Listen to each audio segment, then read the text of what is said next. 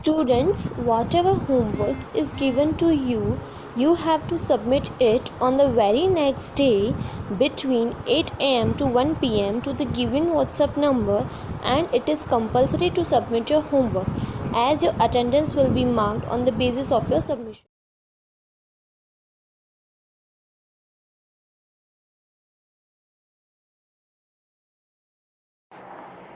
Question number E. Answer the following questions in one word or a sentence. Question number 1. What are natural fibers? Answer. Natural fibers are obtained from natural sources such as plants and animals. Cotton and jute are obtained from plants, while silk and wool are obtained from animals. Question number 2. Which breed of the sheep provides the finest quality wool? Answer is Merino. Number 3. Define selective breeding. Answer is the process of selecting parents and breeding them for obtaining special characteristics in the offspring is called selective breeding. Question number 4. Name the most common silkworm.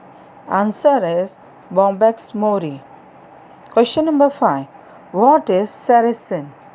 Answer is sericin is the natural gum that holds the silk fibers together. Question number F. Answer the following questions in brief.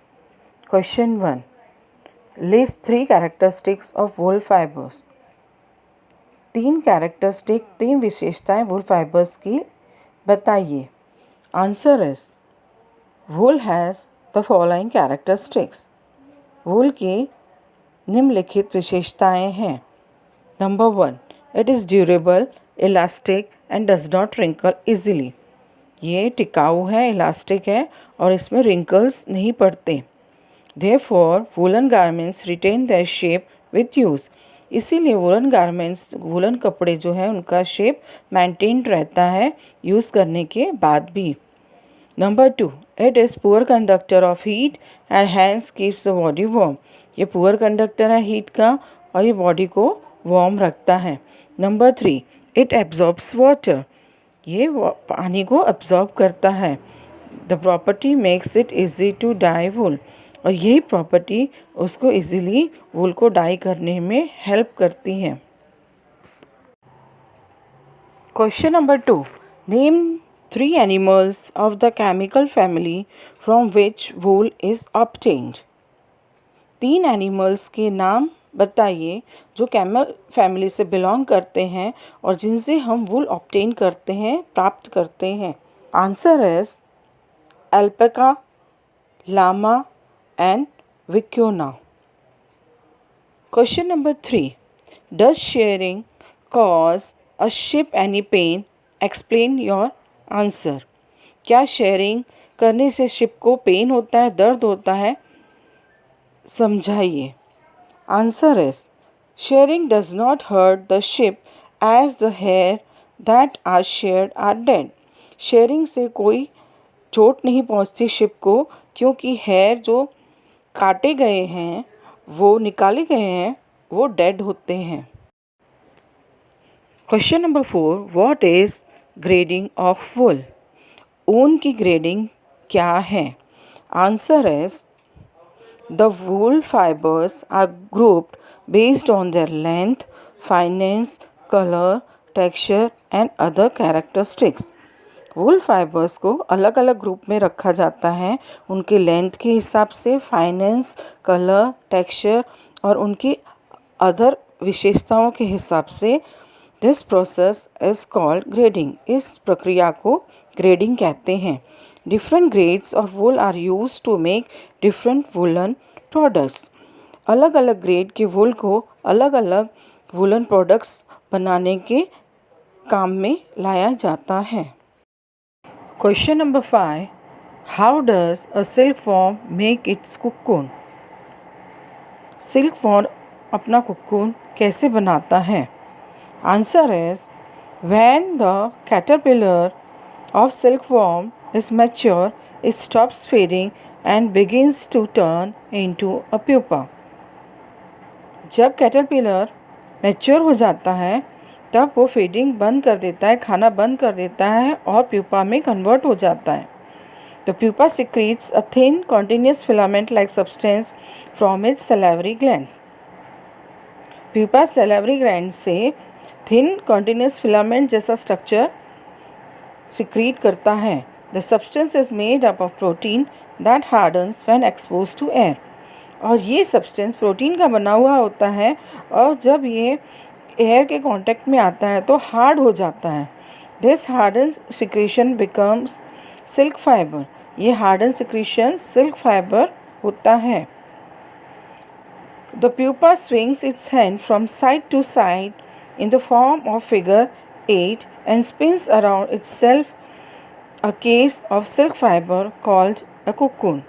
Pupa अपना head side to side figure 8 के form में swing करता है, हिलाता है और अपने आसपास एक केस सिल्क फाइबर का प्रिपेयर करता है जिसे कोकून कहते हैं. Question number G. Answer the following questions in detail. Question 1. Describe the steps involved in the production of wool. ऊन के उत्पादन में शामिल चरणों का वर्णन करें. Answer is steps involved in the production of wool. Shearing. The process by which the fleece of the sheep is removed is called shearing. It may be done using either clippers or a shearing machine. First step है sharing. इसमें fleece जो ship की होती है उसको remove करते हैं, उसे शेयरिंग कहते हैं. ये क्लिपर्स से भी हो सकती हैं और मशीन से भी हो सकती हैं. Scouring. The process by which the sheared fleece is treated to remove dust, dirt and grease is known as scouring. Second step है इस प्रोसेस में जो शेयर्ड फ्लीस है, जो बाल निकाले गए हैं शिप के, उसको ट्रीट किया जाता है डस्ट और डर्ट और ग्रीस रिमूव करने के लिए, जिसको स्क्वरिंग कहते हैं. The sheared skin and hair are thoroughly washed in series of tubs to clean them. Sheared skin जो है और हेयर उसको टब में क्लीन किया जाता है. Nowadays machines are used for this process. आजकल मशीन्स यूज़ किया जा रहा है इस प्रोसेस के लिए. Sorting. Hair of different textures are separated from each other by sorting. Different texture के हेयर को सेपरेट किया जाता है सॉर्टिंग मेथड से. Small fluffy fibres called burns are removed. जो फ्लफी फाइबर्स होते हैं गोल गोल, उनको फ्लफी फाइबर्स कहा जाता है, उनको बर भी कहा जाता है, इसको रिमूव किया जाता है. The wool fibers that remain are scoured once more and dry. wool fibers जो रह जाते हैं उनको फिर से स्कर किया जाता है और फिर उनको ड्राई किया जाता है. Grading. The wool fibers are grouped based on their length, fineness, color, texture and other characteristics. Next step है ग्रेडिंग. wool fibers को उनके लेंथ, फाइनेस, कलर, टेक्सचर और दूसरी विशेषताओं के हिसाब से अलग अलग ग्रुप में डाला जाता है. This process is called grading. इस प्रोसेस को ग्रेडिंग कहते हैं. Different grades of wool are used to make different woollen products. Different अलग अलग ग्रेड के जो वूल होते हैं अलग अलग प्रोडक्ट्स बनाने के काम में आते हैं. Dyeing. As the natural fleece of sheep और गोट आर ब्लैक, ब्राउन और white, the fibers obtained from them are dyed in various colors. जो नेचुरल फिश होती है शिप और गोट की, वो ब्लैक, ब्राउन, वाइट कलर में पाई जाती है, पर फाइबर्स को अलग अलग कलर से डाई किया जाता है. Carding and spinning. The fibres are straightened, combed by passing them through rollers. Next step है कार्डिंग और स्पिनिंग. इसमें फाइबर्स को स्ट्रेट किया जाता है और कॉम्ब किया जाता है और रोलर्स के थ्रू इनको कॉम्ब और स्ट्रेट किया जाता है. This process is called carding. इस प्रोसेस को, इस प्रक्रिया को कार्डिंग कहा जाता है.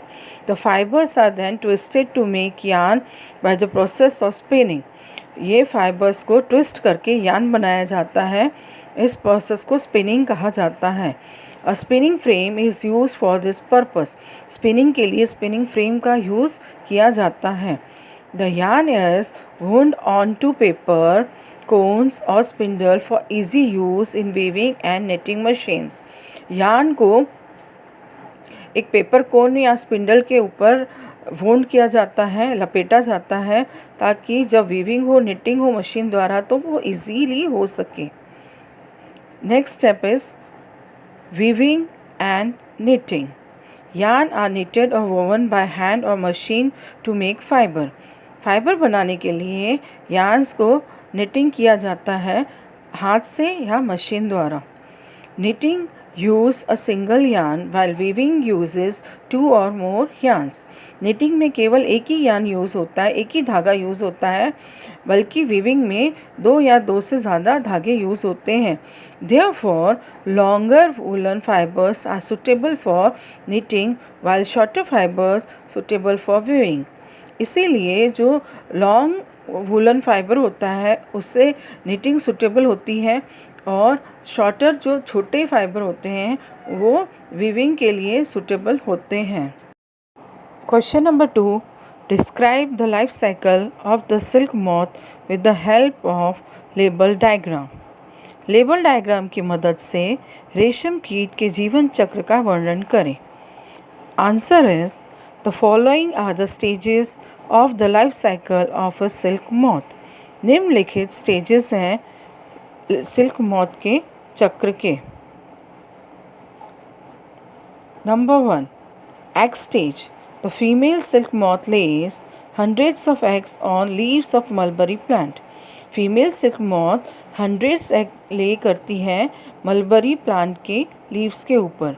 दे hatch in about 7 to 14 days. ये इनको एग्स को 7 to 14 days के अंदर हैच करती है। Second stage is larva stage. The eggs hatch into larvae or caterpillars that are the silkworms. Hatch हो जाते हैं लावा या कैटरपिलर में। The caterpillars feed on mulberry leaves and grow over 3 weeks. Caterpillar feed करते हैं mulberry leaves के ऊपर और 3 से 4 वीक में बड़े हो जाते हैं। The caterpillar sheds its skin 4 times during this phase as it grows bigger in size. This process is called molting. Caterpillar अपनी स्किन को 4 टाइम्स शेड करता है इस फेज़ के दौरान, जैसे जैसे ये बड़ा होता जाता है साइज़ में। इस प्रक्रिया को मॉल्टिंग कहते हैं। Next stage is pupal stage. Once the caterpillar is mature, it stops feeding and begins to turn into a pupa. एक बार कैटरपिलर मैच्योर हो जाता है तो वह खाना खाना बंद कर देता है और प्यूपा में कन्वर्ट हो जाता है। The pupa secretes a thin continuous filament like substance from its salivary gland. Pupa secrete करता है पतली कॉन्टिन्यूस फिलामेंट जैसा स्ट्रक्चर अपनी सैलिवरी ग्लैंड से. The substance is made up of protein that hardens when expose to air. ये substance protein का बना हुआ होता है और जब इससे हवा मिलती है तो ये हार्ड हो जाता है. This harden secretion becomes silk fibre. ये हार्डन सिक्रेशन सिल्क फाइबर, ये हार्ड सिक्रेशन सिल्क फाइबर बन जाता है. The pupa swings its head from side to side in form of a figure of 8 and spins around itself a case of silk fibre called a cocoon. Pupa है अपना head side to side हिलाता है जैसे figure 8 होती है उस pattern में, और अपने आसपास एक केस प्रिपेयर करता है सिल्क फाइबर का जिसे कोकून कहते हैं. Next stage is adult stage. The pupa continues to develop inside cocoon for about 15 days and grows into a moth. Pupa cocoon के अंदर ही अंदर ग्रो होता रहता है, 15 दिन के अंदर ग्रो हो जाता है. Finally the fully formed moth pierces open the cocoon and emerges. अंत में फुली डेवलप होके वो कोकून से बाहर निकल आता है. The lifespan of the adult is only about 3 to 10 days. जो life span adult silk moth की है वो 3 से 10 दिन की ही होती है.